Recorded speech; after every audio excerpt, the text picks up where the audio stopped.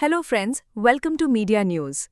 Today we are talking about our neighboring country, Nepal, which is currently in a state of political turmoil. The situation in Kathmandu is extremely tense and reports are coming in that Prime Minister KP Sharma Oli has disappeared. There is no news of his whereabouts and an atmosphere of uncertainty prevails throughout the country. The streets of Kathmandu are in chaos and there are also reports of attacks on the presidential palace and the homes of ministers. The Nepali army has had to be deployed on the streets to control the situation as the police have, in a way, thrown up their hands. To understand this entire incident, we need to go back a bit. You might recall a tweet made on June 30, 2020 at 9:42 p.m., which stated that the Chinese ambassador in Kathmandu, Ho Yang-ki, was the one controlling KP Sharma Oli and that the government of Nepal was actually being run from the Chinese embassy. At that time, there was a lot of uproar about this and many people refused to believe it. But seeing what is happening in Nepal today, it seems that those claims were not baseless. KP Sharma Oli has always been accused of working at the behest of China. When China occupied 5 villages in Nepal and declared their inhabitants as Chinese, the Oli government remained silent. He did not take any stand for the sovereignty of his country. Some people are linking what is happening in Nepal today to the ban on social media. But this is not the truth.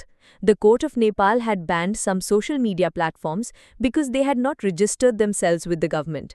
To say that the Gen Z youth have taken to the streets just for social media is also wrong. This seems to be a very well-planned regime change operation with a deep conspiracy behind it. This is not an ordinary protest.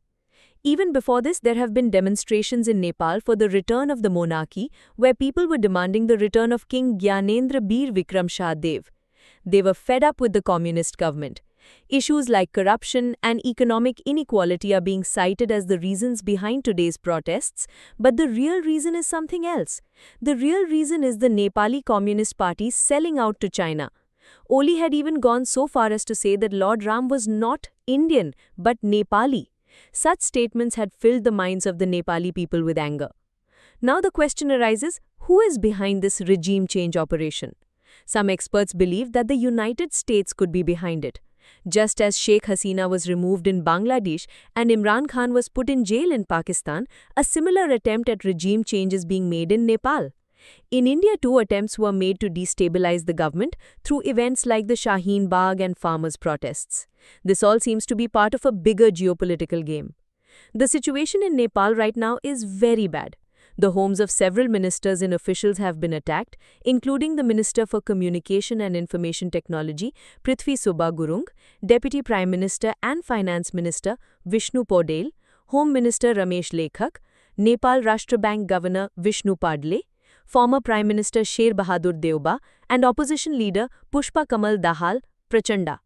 The presidential palace has also been attacked, which shows how serious the situation is.